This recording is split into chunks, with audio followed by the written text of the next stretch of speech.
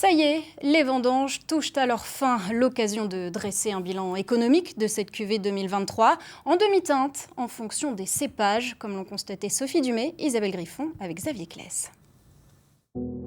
Aussitôt la récolte 2023 cueillie, que la vigne commence à prendre ses couleurs d'automne. Dans la vallée de la Marne, secteur roi du meunier, la vendange a été compliquée. Pour Éric Taillet, certaines parcelles sont magnifiques, d'autres ont mal supporté ce climat trop humide. Je ne suis pas sûr que ça soit globalement une très grande année à meunier. Pour moi, je pense que le meunier a beaucoup trop récolté cette année.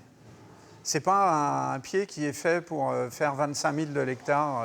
Il y a quand même encore beaucoup de raisins dans les vignes aujourd'hui. Donc c'est un signe, il y avait assez de récoltes. On peut trier, c'est facile. Le tri, indispensable à cette volumineuse récolte, avec des poids de grappes records, mais des meuniers comme des pinots noirs, aux grains gorgés d'eau qui se retrouvent fragilisés avec les excès de chaleur. Le généreux volume de Dame Nature n'a pas réussi à tous les cépages. Une vendange en demi-teinte, une vendange à la fois agréable avec une teintée d'amertume. Une belle qualité globale, notamment sur les blancs, sur des parcelles de cépages noirs qui ont été vendangés dans des bonnes conditions, que ce soit des meuniers ou des pinots, mais également en fait, des pinots très chargés et qui ont eu quelques difficultés en fait, d'un point de vue maturité, et puis aussi en fait, une pression sanitaire, botrytis et pourriture acide, qui était latente pendant toute la vendange.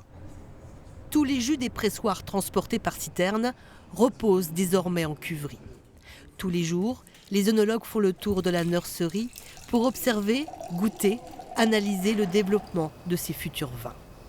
On est sur un profil d'année plutôt océanique.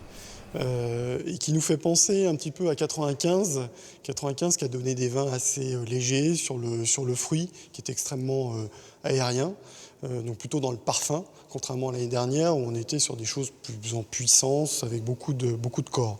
Donc c'est une année qui sera intéressante, justement par ce côté très fin, très léger, aérien, donc très champagne.